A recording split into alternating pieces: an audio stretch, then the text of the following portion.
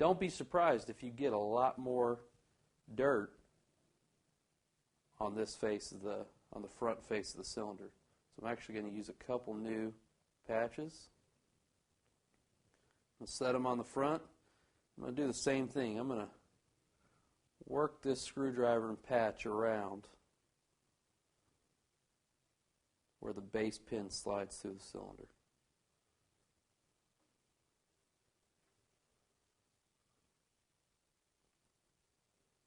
All right. Let's see how we did. Yeah, we got a pretty good amount of dirt here. It's almost actually kind of caked a little bit. Just the dirt really surprisingly gets into these corners and just builds up. All right, we're going to repeat the process that we did. We're going to set it on this side, and we're just going to work our way in and out around each cylinder.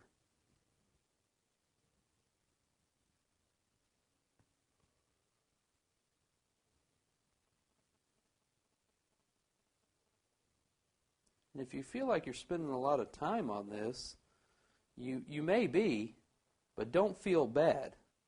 You know, this can be an in-depth process and a tedious process to get your firearm clean. You know, one of the biggest, disappointing aspects of firearm cleaning to me sometimes is when I feel like I've spent just so much time on an individual firearm. You know, let's just take the Blackhawk, for instance. And I've let the brake free soak, and I've scrubbed real nice, and it just seems that I've used so many patches that I just couldn't use anymore, and I put it on there. I've used so many, and there's just no way there's not a piece of dirt anywhere. And I put one more patch on, and I just get one little bit of dirt. That can just be disappointing to the whole process. But it's just a lot better to get that off. So you just use that one extra patch that you need to use.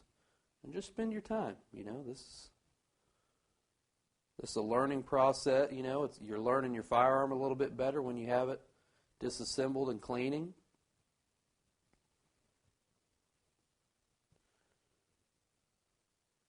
It makes you a more responsible owner because you know the better workings.